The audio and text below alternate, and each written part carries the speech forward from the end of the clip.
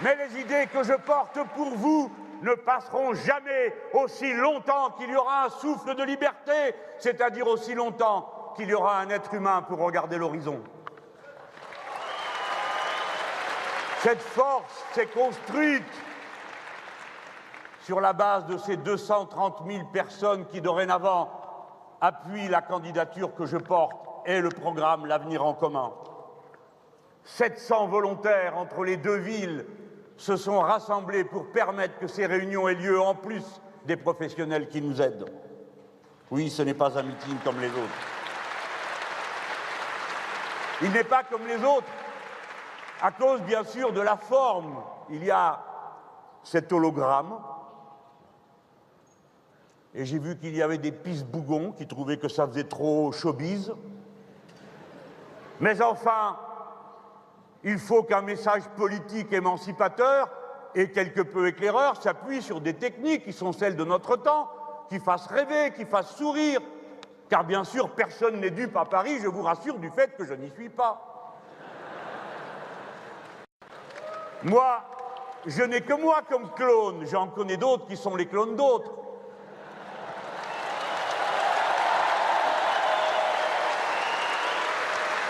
C'est un meeting hors du commun parce qu'il y a un contexte, et le premier de ces contextes, il est local. Vous avez eu dans la même ville les trois familles qui se partagent et se disputent l'adhésion des Français. Cette adhésion que nous essayons de construire de mois en mois, de semaine en semaine, avec des arguments précis. Qui voit-on? D'un côté, Madame Le Pen, avec son communautarisme ethnique, arrosé d'un fort sirop de clanisme familial. Et puis aussi, sinon, vous connaissez ça, c'est l'extrême droite traditionnelle, traditionnellement mauvaise. Et puis, vous avez aussi, avec brio, M. Macron qui incarne le contenu. Qu'est-ce qui va se passer si je vous passe toute la liste, hein? Monsieur Fillon? Non, il n'est pas à Lyon. J'en étais à M. Macron parce qu'il incarne aussi une famille de pensée, celle qui nous a fait si cruellement souffrir au cours des 30 dernières années. C'est-à-dire le libéralisme, un monde où chacun pour soi, tout le monde est en compétition avec tout le monde, une indifférence sociale totale et de temps à autre quelques aimables pensées écologiques sans conséquence, car après tout, comme vous le savez, ce qui compte par-dessus tout pour ces gens-là, c'est la compétitivité, la flexibilité, les économies et produire avant de distribuer, comme si on n'avait pas passé nos vies à produire et sans voir beaucoup distribuer.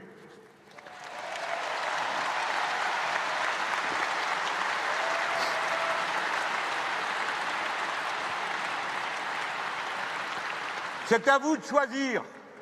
Vous allez choisir dans un moment crucial. Nous avons déjà perdu 10 ans. Le XXIe siècle est commencé et nous continuons à fonctionner avec des mécanismes intellectuels et des élites politiques formées à un moule définitivement désuet et qu'il faut faire dégager de la plus rapide et la plus tranquille des manières, mais le plus tôt possible. Alors, ma foi, c'est bien commencé. C'est bien commencé, n'est-ce pas, cette campagne présidentielle, dans le moment, ça ressemble un peu à Top Chef à cause des casseroles. Mais c'est surtout une vague que j'ai nommée dégagiste en pensant à mes amis tunisiens. Le dégagisme, ça consiste à les faire dégager. Mais cette vague dégagiste, il s'agit de lui donner un contenu, il s'agit de mobiliser le peuple français, parce que demain, s'il choisit de nous donner les possibilités de décider, alors il faudra assumer, et il faudra l'assumer non pas du dessus par l'action d'un homme et de la poignée de ceux qui l'entourent, mais par l'implication de millions de gens qui, sur leur lieu de travail et partout où ils sont, font vivre la révolution citoyenne dont nous avons besoin. Ne croyez pas un instant, vous autres, qui avez l'habitude de vous soumettre à la loi, vous autres, qui êtes des vrais démocrates et qui acceptez dans une élection aussi de fois de perdre et de vous soumettre à la loi, eux n'acceptent jamais, et les puissances de l'argent n'accepteront jamais. Et mon rempart est dans cette salle, c'est vous, c'est ceux qui sont dehors, c'est ceux qui sont à Paris. Pourquoi? Pourquoi? Pas parce qu'ils se rallieraient à mon panache blanc, mais parce que chacun saura ce qu'il a à faire, quelle place il doit occuper et qu'il aura compris le programme. C'est pourquoi il faut venir sur le fond, tout le temps sur le fond. Ce programme, nous avons mis 8 mois à le mettre au point. Il y a eu des milliers de contributions, il y a eu des auditions, il y a eu enfin une convention qui l'a amendée. Il consiste en 357 propositions regroupées dans un livre que chacun peut lire, critiquer, amender encore à cette heure. Il se décline en 40 livrets différents suivant les thèmes, car tout ne peut pas être abordé dans un livre de cette nature. Pourquoi est-ce que je vous dis tout ça?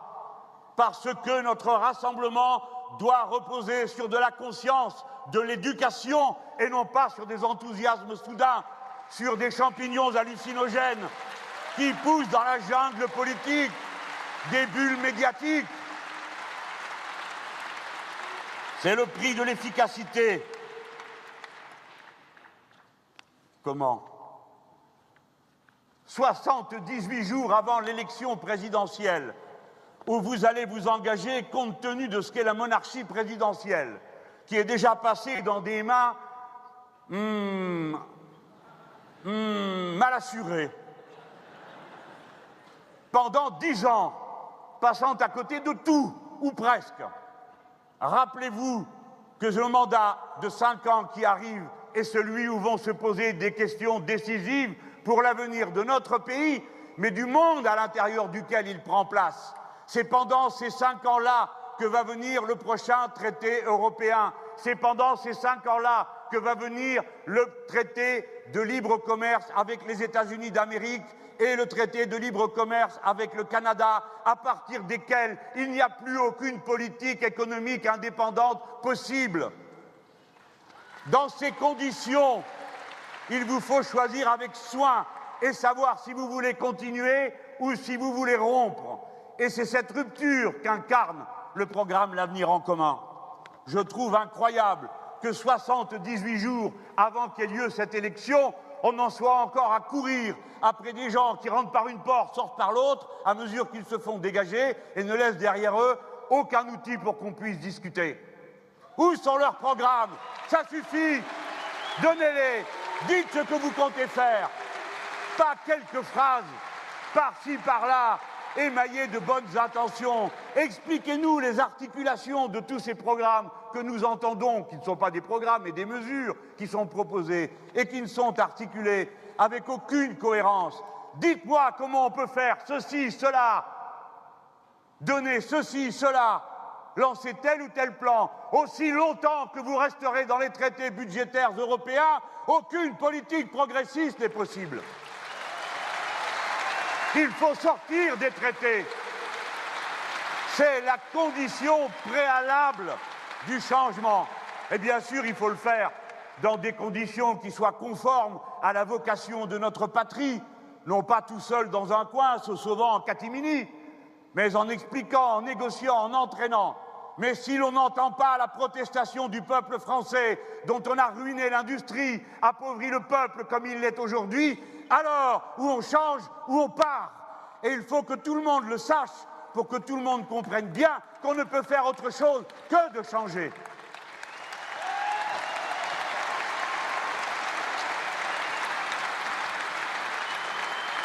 À ceux qui, ayant lu, n'y trouveraient pas encore tout à fait leur compte, je dis, le 19 février prochain, nous passerons 6 heures à décortiquer le chiffrage de notre programme. Parce qu'il est très ambitieux, parce qu'il est un changement complet. Vous en connaissez les prémices. D'abord, changer le système de la monarchie présidentielle, j'y viendrai dans un instant.